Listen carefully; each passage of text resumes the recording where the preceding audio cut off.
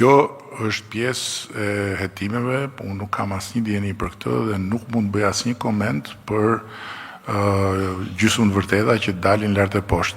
Do bëhen hetime, do bëhet proces, do bëhet gjykim, është proces që do t'rregojë në fund, por di një gjë, që në krye të skuadrës Akshit është një grua që ka respektin tim të padiskutueshëm, Linda Karçanaj, e cila sot është mas sigurie në një shtëpi me qera ku jeton, pasi ka jetuar deri pak vite më parë në shtëpinë që dikur ishte prindërve në një apartament kohës komunizmit. Dhe që e njoh për 20 vjetësh, që punon pa orar dhe që ka udhëhequr gjithë të transformim që është epokal për Shqipërinë. Këtë di ta them me plot goje. Kështu që në këtë pikë, po, është protagonistja kryesore e transformimit digital të Shqipërisë, me një respekt absolut ndërkombëtarisht në të gjitha këto institucione dhe në të gjithë sferën. Dhe për pjesën tjetër që juve më pyesni, unë po e përsëris. Çfarë thoni ju sot, bazuar në copza të nxjera rrugëve nga ata që duhet ruajnë sekretin hetimor, nuk është absolutisht e mjaftueshme për të dalë në përfundime mbi fajin apo pafajësinë e njerëzve. Kujdo qoftë, janë gjysmë të vërteta. Ose janë, jo gjysmë, po janë çerek të vërteta, sepse gjëja është shumë më e madhe, nxjerrët një copë këtu, nxjerrët një copë atje, dhe kjo është e njohur, ka ndodhur edhe në vende të tjera. Ushqehet publiku me këto gjëra për të dënuar në sytë e opinionit njerëz që kanë të drejtën të prezumohen pafajshëm deri kur t'i dënojë gjykata. Degenerohen në publik, krijohet ideja që këtu ka një gjë të madhe, që këta njerëz janë kështu, që ky është llum, që këta janë llum, që këtu llum, atje llum, dalin dhe këta pastaj të kapakët e tenxhereve ndarke që marrin paga maramëndse të padeklaruara, dhe që pastaj flasin për pensionistët, ndërkohë që nuk ju paguajnë pensionistëve atë që ju takon pensionistëve nga rroga e tyre, edhe vazhdon historia. Unë nuk marr pjesë në këtë histori. Unë thjesht dhe vetëm jam në dispozicionin tuaj si personazh që të më fusi në tenxhere nga mbyesi deri në darkë. Po mos harroni një gjë, mua çfarë nuk më vret vetëm më forcon. Këtë keni parasysh. Kështu që po doni të më dobësoni, mos tentoni të më vrisni.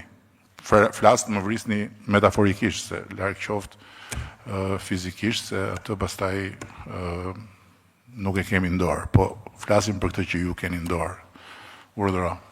Mola Luku nga Vision Plus. Zoti Kryeministër, a jemi ne gati si vend për të nisur me procesin e mbylljes së negociatave 6 mujorin e parë të 2026-s? Faleminderit. Po të shikojmë a jemi gati as jemi gati. Unë di që unë nuk e kam nxjerrë nga xhepi, siç thoshin tenxheret në kohën e fushatës. I mbani mend tenxheret apo jo? Që zihenin. Kush je ti që e thua, po ku e di ti, po si e di ti, këta që barkun e kanë në tru edhe trurin e kanë në bark. Dhe vërteta është që Komisioni Evropian, pra ata që kanë dorë të ndjekin, të hapin dhe të mbyllin, na ka vënë tavolinë marrëveshjen dhe kemi bërë marrëveshje. Në 2027, deri në fundin e vitit, duhet i mbyllim. Po natyrisht ne duhet bëjmë pjesën tonë. Kështu ne do bëjmë pjesën tonë, ata do bëjmë pjesën e tyre, tenxherët do bëjmë pjesën e vet, edhe të gjithë do përgjigjen për secilën pjesë. Përgjigjen tenxherët e marrin në zgjedhje, kuptohet, kështu që do kemi zgjedhje prapë, do shohim. Edhe një pyetje sa i takon drejtimit të Bashkisë së Tiranës, prej muajsh kryebashkiaku ndodhet në paraburgim. A do të ndërmerren hapa ligjor nga ana juaj apo e Partisë Socialiste për të ndryshuar drejtimin e Bashkisë së Tiranës? Rast tipik, apo do të vijojnë në këtë formë derisa të ketë një vendim të formës së prerë? Rast tipik i asaj që thash përpara dhe asaj që folim përpara. I kyçur në qeli pa gjyq. Dhe ndërkohë vazhdon kërkimi i provave. Unë akoma se kam marrë vesh çfarë ka bërë konkretisht, personalisht, që t'jemi të qartë. Nuk e kam kuptuar çfarë ka bërë. Korrupsion në kuptimin e fjalës korrupsion nuk kam parë. Mbase nuk e kam parë unë. Por unë di një gjë që çdo qytetar i kësaj republike, i cili nuk është pjesë e organizatave kriminale, dhe kur flas për organizata kriminale, nuk flas për këtë konceptin e ri që ka dalë tani grupi strukturuar, e kupton? Se grupi strukturuar do të thotë një grup njerëzish që ndajnë një qëllim të përbashkët, që punojnë natë e ditë për qëllimin e përbashkët dhe që bëjnë keq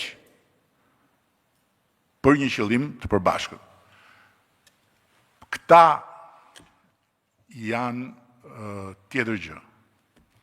Dhe natyrisht që këta për rrezikshmërinë që kanë, normalisht që ka shumë më tepër arsye për të menduar që paraburgimi është gjë e dur. Dhe pastaj përjashtor rastet e veprave të rënda ku përfshin dhe korrupsioni në flagrancë, që përsëri është pa diskutim fare e natyrshme që të përfundoj në paraburgim, të gjitha rastet e tjera të paraburgimit duhet jenë shumë të argumentuara. Shumë të argumentuara. Unë argumenta paraburgim, përveç se ashtu si thot Këshilli i Evropës, nuk kam parë. Gjërat përgjithshme, rrezik për prishje provash, rrezik për intimidim, siç ja bënin Hashim Thaçi, rrezik për intimidim e morën nga zyra, e rrasën brenda pa i ngritur akuzë akoma, e kupton? Pastaj doli akuza, është akoma atje. Po dali pa fajshëm, ç'a do ndodhi? Kush ja kthen ato vite mbrapsh?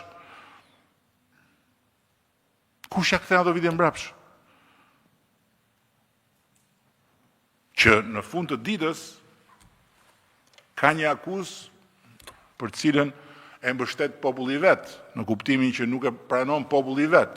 Po kur akuzohesh për gjitha të zezat dhe në fund del që s'të provojnë asgjë, kush ta kthen jetën mbrapsh? Kështu që rast tipik. Kryetar bashkie. Teknika e marrës kryetarit bashkisë, marrën kryetarit bashkisë Tropojës, mbyllet brenda atje, jo ke firmos, jo s'ke firmos. Po çfarë është kjo? Po si ja heq ti qytetit kryetarin e bashkisë, edhe e rras brenda se jo ke firmos, jo s'ke firmos, është firma jote, s'është firma jote. Si e bën ti këtë?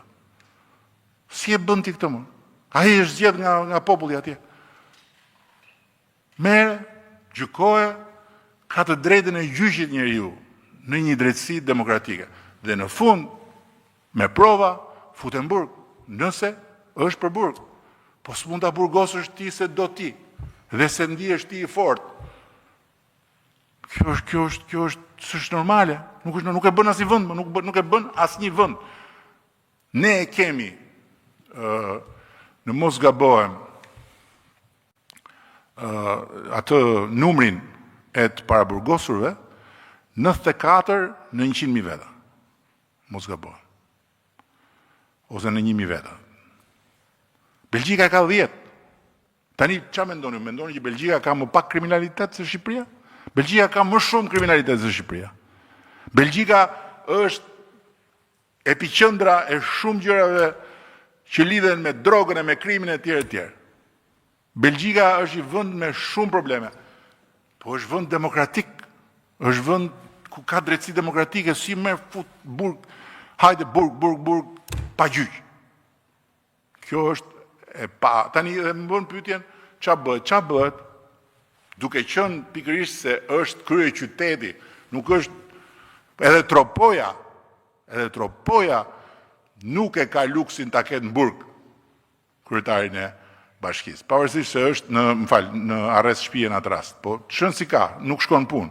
Pavarësisht se është një vend i vogël, po kryeqyteti merr i fut në burg kryetarin e bashkisë, para burgim, pa gjyq, pa gjë, u bë viti. Dhe ka deri në zgjedhje edhe 1 vit e gjys apo jo. Çfarë do bëjmë? Rri, s'ka problem. Çfarë them unë? Ç'ma kërkon mua? Unë e bëra një provë që t'i jepnim Tiranës si kryetar bashkie. Nuk funksionoi sepse gjykata kushtetuese tha kryetari i bashkisë ka Tirana. Në rregull, e ka Tirana, po ku e ka?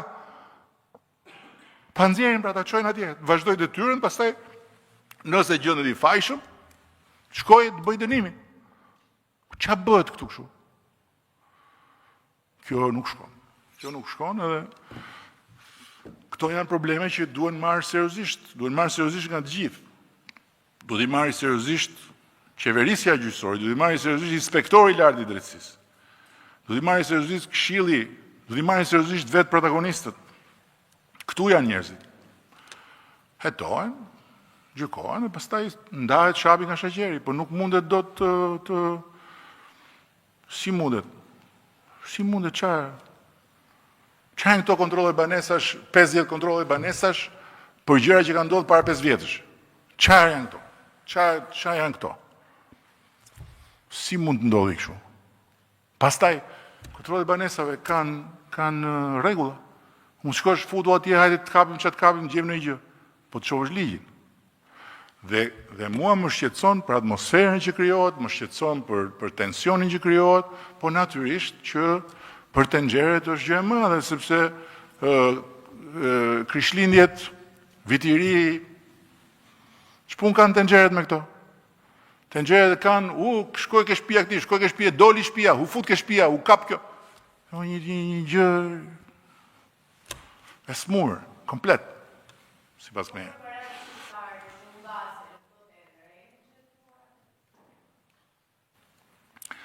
Tani që ta mbyllim me sukses këtë konferencë, paratë e shqiptarëve janë ato që rrisin pagat. Rritje e vazhdueshme e pagave. Paratë e shqiptarëve janë ato që i kanë bërë pagat e ushtrisë shqiptare më të lartat në rajon, edhe më të larta se sa ushtria e Serbisë. Paratë e shqiptarëve janë 1.7 miliard plus ekstra që do t'i kalojnë pensionistëve në këto 5 vite që vinë. Paratë e shqiptarëve janë ato që kanë financuar projekte infrastrukture që kur vinë të huajt,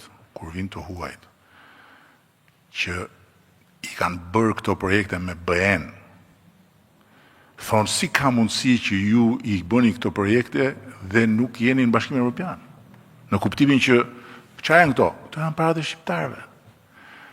E kupton? Kështu që a ka këtu probleme me korrupsionin edhe me keq administrim? Po patjetër që ka, po ku nuk ka? Dhe ndërkohë, çuditërisht, ç'a ndodh me këto organizata ndërkombëtare? Ç'a ndodh me këto institucione ndërkombëtare që thonë që ç'a ndodh me Komisionin Evropian që thotë Shqipëria është lider në rajon për menaxhimin e financave publike? Ç'a është menaxhimi i financave publike? Është menaxhimi i parave shqiptarëve. Pse thon ata? Si ka mundësi që këtë narkoshtet dhe këtë llumë të madh në mes të Europës dhe këtë vend ku të gjithë vjedhin, si ka mundësi që gjithë këto institucione që shohin vrimën e gjilpërës nuk e shohin? Si ka mundësi? Apo i ka kapur narkoshteti dhe këto? Shqipëria nuk është e imja, është edhe e imja, po është e imja sa që është dhe e juaja. Dhe sa që është e prindërve tuaj, dhe sa që është e fëmijëve tuaj nesër, dhe jini një çik më të kursyer me Shqipërinë. Pak më të kursyer, mëse po flasim për Shqipërinë. A kupton? Por jini pak më të kursyer me Shqipërinë. Dhe Shqipëria ka kaq liri njerëzore sa që në konferencën e shtypit të kryeministit të Shqipërisë zien një tenxhere gjatë gjithë kohës, edhe kryeministri vetëm buzëqesh. Tani ju uroj ta keni të mbarë këtë fund viti. Urdhëro?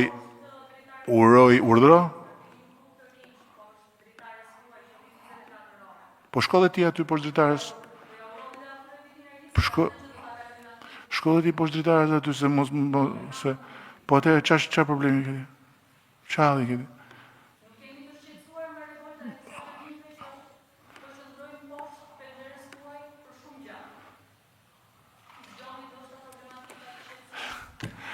Dëgjoj këtu. Unë shqetësohem nga çdo kush dhe për çdo kënd që ka një hall. Por për askënd që hallin e vet ka pushtetin. Kush do pushtet dhe lufton për pushtet, të vër tenda, të vër kujen, të hidhet për pjetë, tjetë i ri, tjetë i vjetër, tjetë si të doj, nuk është fare në hartën e shqetësimit mia, më kuptove? Kështu që, se po të ishin ata vërtet në hall, unë jam i sigur që ti do shkojë te çadra e tyre, po ti e di që ata nuk kanë hall. Ose ti e di shumë mirë që halli kanë ata, kështu që është puna tyre. Duan të rinë në çadër për vitin e ri, të rinë në çadër për vitin e ri. Vend i lirë ky. Apo jo, tani ta bëj unurimin apo ke edhe në ndërhyrje tjetër? Ma jep këtë drejt, domethënë. Faleminderit. Me lejen që mora, ju uroj gëzuar. Sinqerisht ju uroj gëzuar. Do të jetë një vit i ri historik, sepse do të jenë 2-3 ditë pa tenxheret e rrugëve, dhe do të jeni pranë tenxhereve të nënave edhe të familjeve tuaja, kështu që ta kaloni sa më gëzuar, të keni shëndet, se shëndeti ka shumë rëndësi në familje, edhe vitin e ardhshëm ne punën tonë, ju punën tuaj, shiu punën e vetë. Shumë faleminderit.